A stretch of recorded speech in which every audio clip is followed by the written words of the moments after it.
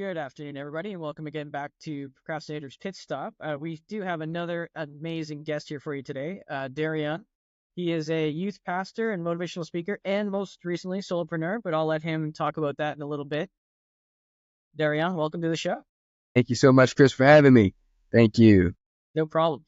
Now, before we dive right into it, we do have this icebreaker that we like to do on the show.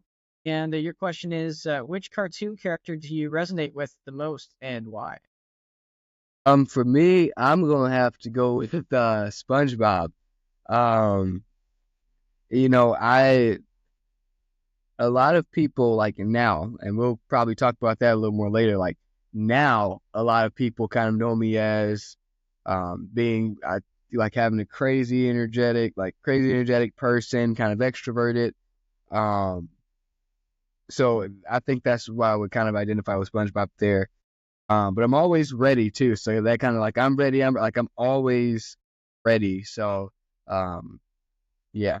Okay, oh, that's a good one. It's an interesting one, solid one.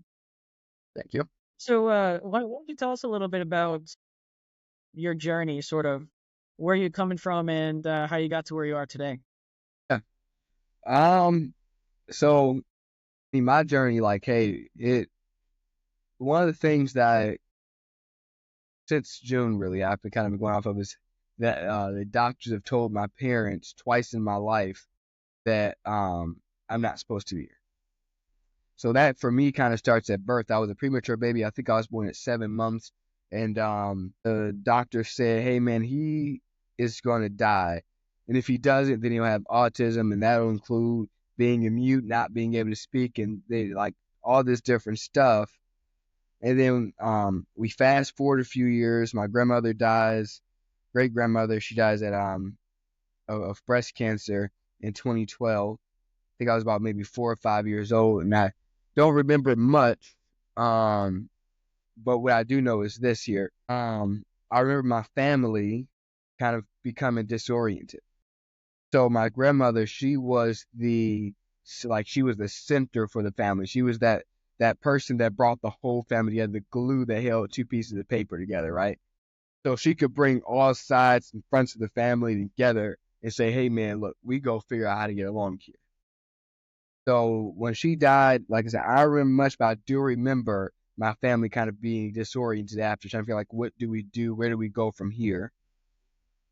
Fast forward a few years, we hit COVID, and I mean, like, and we can even like go back to like that being 5 years old. Like we walked, that was the first time like we walked into a church we've been at this church for 10 years, Grace Community Church.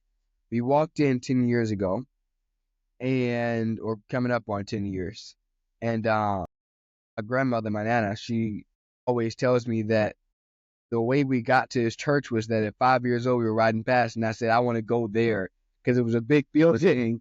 And so we go in, and she said she felt the word home as soon as she walked in. I got baptized at 7 years old at that same church. And then we can fast forward to COVID.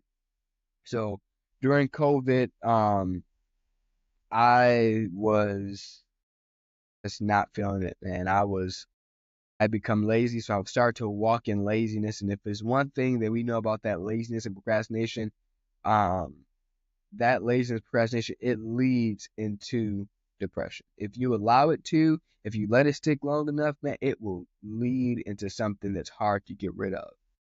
So I was lazy. I mean, I remember I would sit and watch my mother and grandmother. I would watch them bring groceries into the house. And I would kind of just sit there, taking the trash out. The trash would just be sitting in the kitchen, like I didn't want to do anything at all.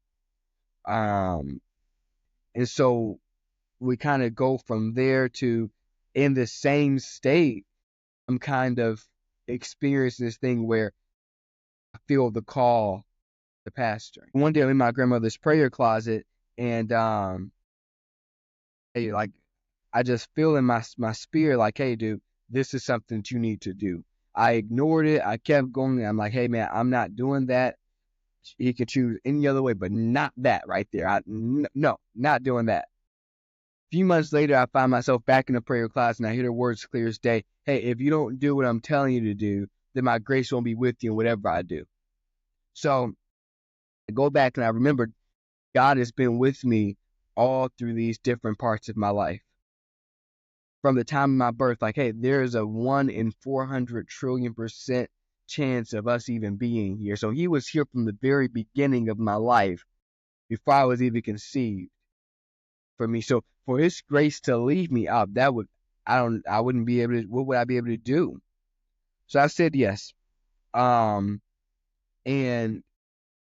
didn't know what I was doing. I was lost. But eventually I found my way in that. So being and I always say, like, if it wasn't for me going into kind of this pastorship thing here, like, if it wasn't for me going into ministry, I would have never come out of laziness. I would have never come out of procrastination. I would have never found the confidence. I would have still been the introvert, which I'm not saying that being an introvert is a bad thing, but because I still like my time alone. Right? Give me my time with, a good movie and some popcorn by myself, But I would have never come out of these things. I would have never been able to speak in front of people. I most likely wouldn't even be here to speak with you today. So it took me becoming a pastor to come out of all of these different things in my life. I remember a time where I felt like I shouldn't speak in public. I felt that because of my age, like, hey, dude, I'm not supposed to be on a stage anywhere, man. I'm not supposed to be speaking in front of people. I belong behind the camera. I belong kind of online. And he had to even switch my thoughts there, like, hey, you do belong in front of people. You have something to share. You have a message to tell. So you do belong in front of people. So, I mean, that's where my story is. And like, I mean, we could even go even further to just a few months ago. Me and my grandmother, we were in a car accident a few months ago in June. And this car accident, I mean, it could have been deadly. I mean, we're driving, we've got the green, his car comes up, they got the red on the other side, and they fly through, we collide into them. And the car was totaled. We were about 1 inch away from a light pole. I look over, I mean, I remember everything went black. And then then I guess the airbag, the dust from that kind of came out. So then everything went white. And then I look over and my grandmother's screaming. So I jump out of the car, I rush over to try to get, like, I went into like a straight superhero mode. I don't know, to this day, I don't know, like, what happened, like, how, so I run over to get her out. So we get her out there and just running around. I don't know, like, I'm trying to make sure she's straight, but I'm trying to make sure the other people in the other car is good. And so then eventually we get to the hospital. And like I said, the car. So that right there for me, and the craziness that morning, I know I'm kind of jumping around here, but that morning, I'm getting to a point, John. Promise you I'm getting to a point. But that morning, I was actually kind of like, okay, God, what are we doing? Have you called me into this place, like to just sit here, to sit out? Like, what am I supposed to be doing? Am I doing the right thing? And that's kind of like that imposter syndrome almost. We can talk about that, like that imposter syndrome. Oh my gosh. I have it, and I'm working on it, but I have it pretty bad. So I was kind of sitting there like, do I belong in this spot? Am I supposed to be doing it? Am I supposed to, like, even then, like, it even went to, am I in the right place? And so I'm sitting here like, hey man, am I in the right place? If literally like an hour or two later, I'm in a car accident. And I think I believe, I'm a big believer in that there is a lesson in every circumstance. Everything that we go through, and there's a lesson that's involved in that thing right there. So the lesson I got out of that car accident is, hey, there is more life to be lived. More life to be lived, man. In an instant, in an instant, things could be over. But if there is more life to be lived, then you have a chance. You have a chance to make somebody else's life better. You have a chance to advance your family. You have a chance to spread the news. You have a chance to plant more seeds. You have a chance. You have a chance. And so often, I actually see if I can put it real quick, but in a book that I'm writing, I'm currently writing a book. And in this book, see here if I can. It's a really short excerpt. Where is it? Come on here. Here it is. In this book, I have these words here. Where? Come on now. Where is it? Okay, can't find it. Anyway, in the book, I basically say like there are a lot of people on this earth. They're walking around dead. They're alive physically, but they're dead in every other capacity. And it simply comes from not realizing how blessed they are to be able to live life. So that's kind of what my life is revolved around. I know that was long, but that's kind of what my life is revolved around. This whole ordeal of live life. Got life, and then when you live it, don't live it in fear. Don't live in hesitation, man. Live it in joy. Live it in peace, man. So that's my life, man. Life, happy to have it. And every moment that I'm here, man, there's something to do with what he's given me, gift of life. Two, man, hey, am I joyful? Do I have and that joy factor, like, when you can allow joy to spill into every part of your life. Like, I was told just I think it was yesterday at church, like, somebody was telling me that something like I ooze joy or something like that. I'm just like, dude, that is a gift from the Lord that I can even be able to display joy. See, so how am I living in joy and making it contagious for everybody? And then my peace, man, am I protecting my peace? So that's what my life is revolved around. That's my life in a long time that I was talking there. Okay, well, that is quite a story there. I mean, just to be able to, keep your cool and even though you might not know what happened, just to be able to help your grandmother and those other people, pretty amazing thing, right? Yeah, yeah, absolutely. Now, just going back to your journey, I mean, there's probably been many ups and downs. What do you think was the biggest challenge that you had to overcome in your path? Biggest challenge. I'm gonna say honestly, biggest challenge was becoming a pastor. That challenge. First you had family not supporting you. And then you had, I mean, like, and even if they did support you, they thought like, dude, this is just another phase. That's it. Like, this is just another phase. He'll be out of it soon. And then you had friends like, hey man, I don't think like you're going you now you getting spiritual, now you getting religious. I'm like, nah man, we can't be like. Then you got friends leaving you.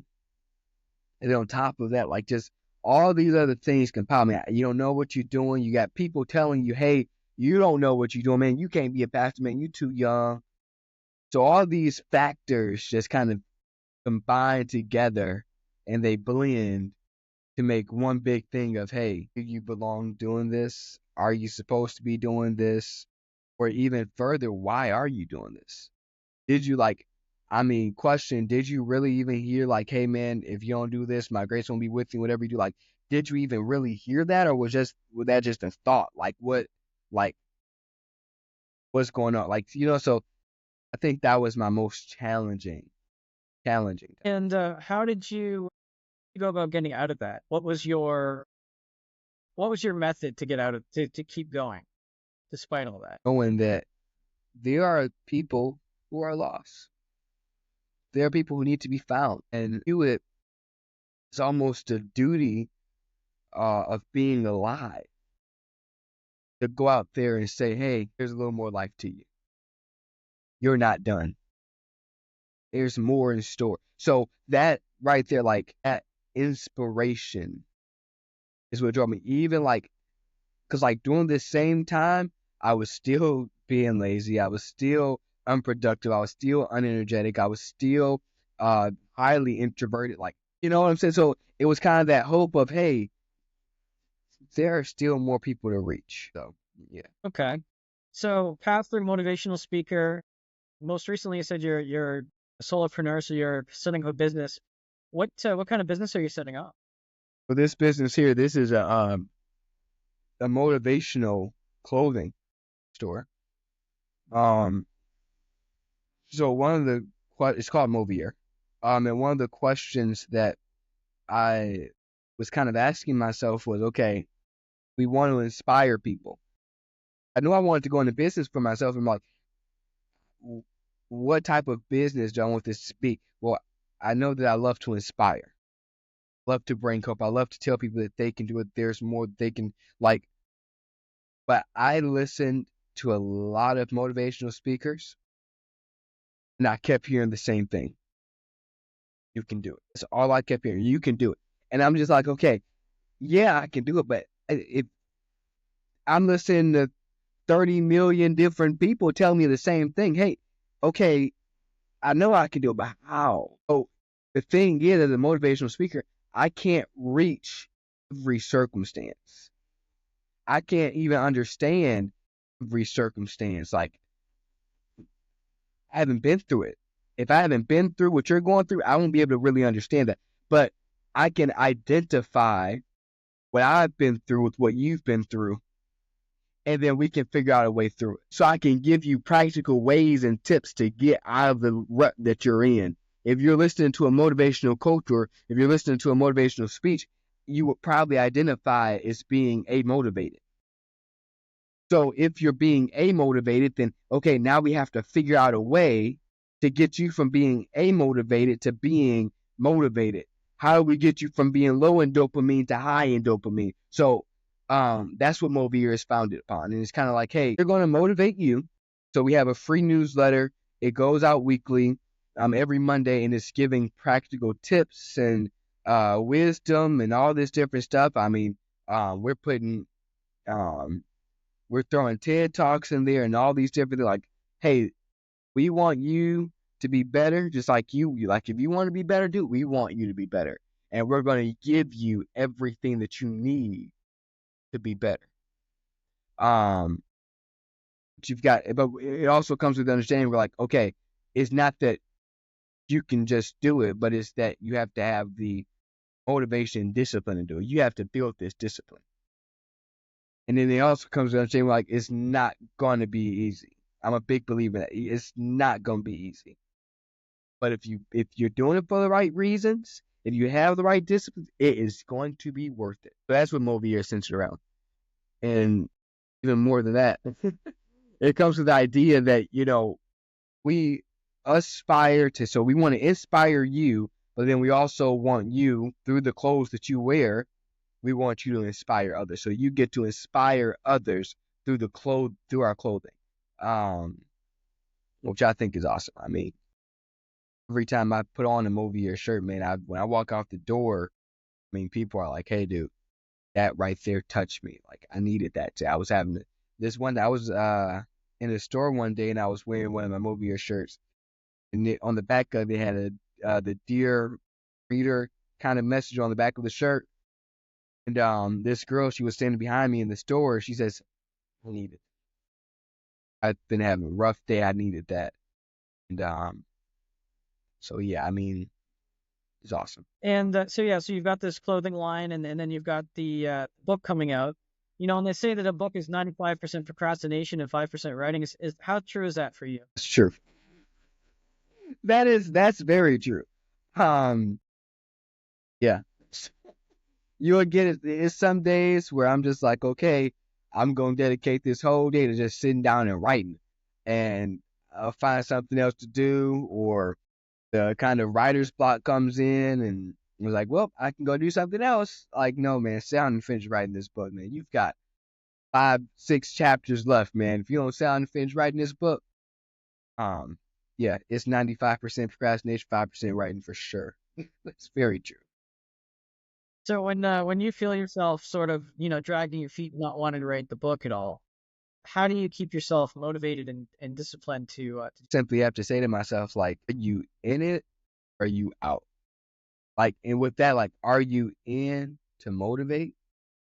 Because if you were, then you yourself will be motivated. I'm not see, here's the thing. So my family, I mean, they've seen a lot of pastors who don't practice what they preach. Like they get up and preach one thing, they leave the stage, they go do something totally different. I mean, we've even seen it like with different, like the mega church. We've seen this with mega churches over the past few years. Pastors getting on stage saying, "Hey, man, do this, do this, do this," and then they get off the stage and they do the exact opposite.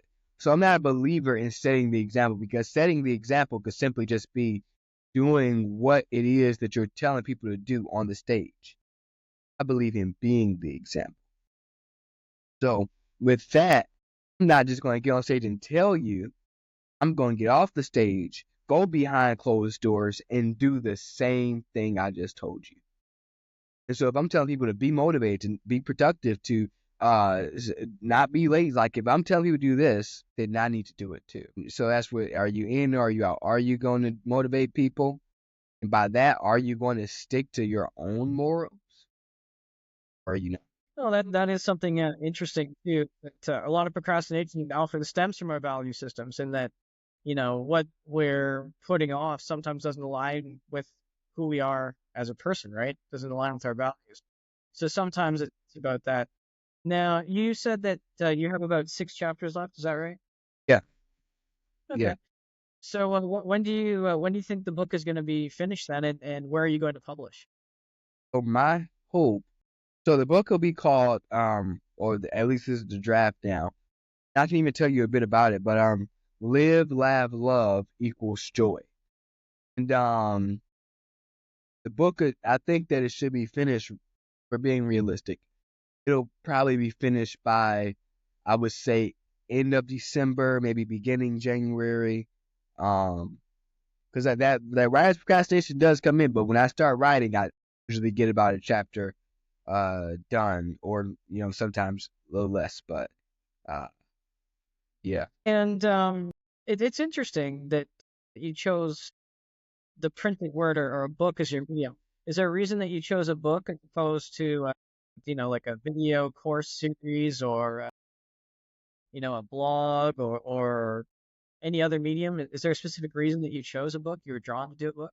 Yeah. So I know how I am with books. I mean, when I read a book, I I've been actually taking books from the library lately, and I'm not a big fan of it.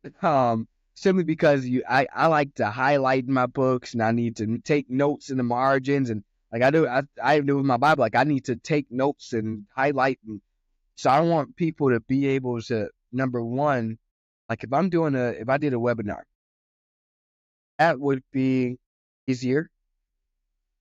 It would, because I've done webinars before, and like that would be easier. People would probably pay a little more. And then I could add different stuff on top of it to make more money off of it. But is the return rate for people higher? Like I want people to be able to, okay, like I need you to be able to sit in this book. Like take your notes, sit in it, really study. Like I'm trying to get to this joyful part of my life. I want a complete joy. I want you to study this book, man. I don't want you to just skim through it, or if I watch a webinar, hey, 40 minutes and no, man, sit down. What's in it, dude. And that's what the book is. That's why I chose that medium there. And this book is all about sort of how to go through life and look for the ultimate, joy, right? Yeah. How do I master joy in every season and moment of life? And I know there's no real silver bullet or any, one shot cures all, but just when you're talking to people and you're a motivational speaker and being a pastor, what's maybe one small thing that, anybody could do just to sort of get on that path to joy in their life? Something that I've done, and I always recommend this people. I call it, I don't call it. It's called the Solomon Paradox. So what I do in the morning, I have a mirror right across from my bed. So I don't know if you probably see it back there. Um, so what I do is when I wake up, I look in that mirror. Well, I'll pray, and I look in that mirror, and then I'll start thanking God for everything that my 85-year-old self may not be able to do. And the key to that is really to thank God for everything that you've got, because you don't know what you may or may not be able to do by the time you're 85. So it becomes me thanking God for literally everything. Some days it may be short because just basically what comes off at the top of my head. Some days, I mean, I could be sitting there for about 15 to 20 minutes at the start of my day. Some days just being thankful for everything, naming everything. Um, and I find that that brings me joy. And another thing is to notice the small things. For example, I am not a fan of animals, but I am a freak of nature. I love being out in nature. I love being out in creation. Um, so like if that's taking my cup of coffee in the morning and just going outside and sitting in the grass. I don't know, sitting on it, like just taking every moment, and making it beautiful. And it don't have to be every moment, right? Like it could just be a few key small moments in your day. Um, that you kind of just sit and let it be slow. Enjoy that moment. I find that brings a lot of joy too. And what you said there is it's really true. When you tend to be sitting there and we tend to get bored, then the one really simple question is, if you're bored, what are you missing? Because boredom comes from supposedly knowing and labeling things, and it's true because if you're sitting there and you're looking at a puzzle, you're bored because you think you know everything about that puzzle already. You don't really even want to finish it. So if you can just get curious, you can find, if you get curious, you'll find out that you're not bored anymore. Now, it's kind of weird when you give some of the examples, like how can I not be bored sitting in a stamp collecting museum or something if I hate stamps? Just get curious. Do you know how a stamp is made? Do you Yeah, know everything about those? And then you'll notice that you say, well, the more you say no, you'll be like, okay, but I can find that out. And then you'll stop being bored and you can just start to enjoy yourself. So some of it is just resisting what it is. I mean, if just say we don't want to be there, yeah, well, then of course you're just going to feel awful and miserable, right? Is that kind of where you go as well, when you're thinking gratitude and just looking around? absolutely. Like, how can I really make I want to make the moments in my life, whether they're good or bad, I want those moments to be the moments that I'm thankful for, good or bad. You know what I'm saying? I want these moments like and I picked this up for like one of the most dangerous things to our joy can be these things right here, the cell phones. And the reason I say that is because sunsets. I'll use this for an example here. You out on the beach, man, you see a beautiful sunset. What's the first thing most people do? Do I take pictures of something? Like if I see a beautiful sunset, maybe I want to send that to somebody. Hey, look at what I just seen right here. Yeah. But 10 times out of 10, man, I'm going to just watch that sunset. I'm going to get off the phone because I want to take that moment in fully. And sometimes our cell phones can apprehend that. That's why they try to keep phones off in school. If you're in high school or whatnot, they may say, hey man, like in my school, they say off and out of sight. See people get angry at that all the time. Why are you just trying to take my teenagehood away from me? No, man, look, if you're on that phone while your teacher teaching, I guarantee you won't even be able to name one thing she said during the whole lesson. So, I mean, I think it's really about, man, how are we taking these moments? Are we allowing ourselves to live fully? Like I say it could just be two moments in the day, 24 hours in the day, two moments that you kind of just take slow. Um, how are you living in those moments? Are you allowing yourself to be joyful, basically? Okay. So it's a lot of I'm sure that you've got a lot of plans now. So where would you see yourself the next year? Next year, the next year I'll be a senior in high school. Um, so I'll be by that time I'll be getting ready to transition out. So in my youth group at the church I attend, um, I get the absolute honor and opportunity to serve as a youth leader on the teaching team for both the kids ministry and the youth ministry. And so, where I would see myself in the next year, man, I will be filling out the college applications. I'll be getting ready to cycle out of the youth group, man, and get ready to, go. I mean, I'll really be kind of just mentoring the kids who are going to be taking over after me. So that's where I'll be in the next year, kind of just preparing to kind of cycle out of everything almost.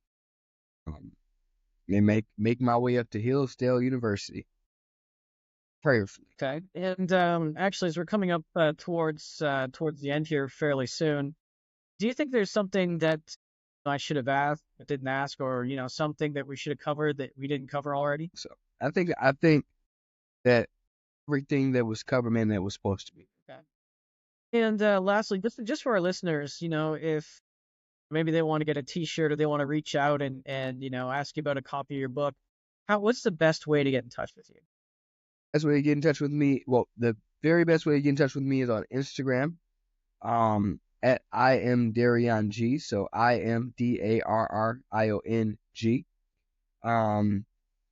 That is the best way to get in contact with me. If you don't have Instagram, you can always kind of just look my name up, Darrion Goley, DARIONGOLEY, on Google. And all of my links should kind of just pop up there. Okay. And don't worry, to our listeners, as always, we will have those in the show notes so that you'll be able to find that information easily. And just thanks a lot for being on the show today, Darrion. And Absolutely. keep on keeping on. We'll be looking forward, and we'll be following up and seeing when that book comes out. Absolutely. Thank you. Get it out there. And to all the listeners, thank you for tuning in. And if you can't find that inspiration or motivation today for yourself, just maybe be that inspiration or motivation for someone else. Yeah, absolutely. We'll see you again next time. All right. Thank you.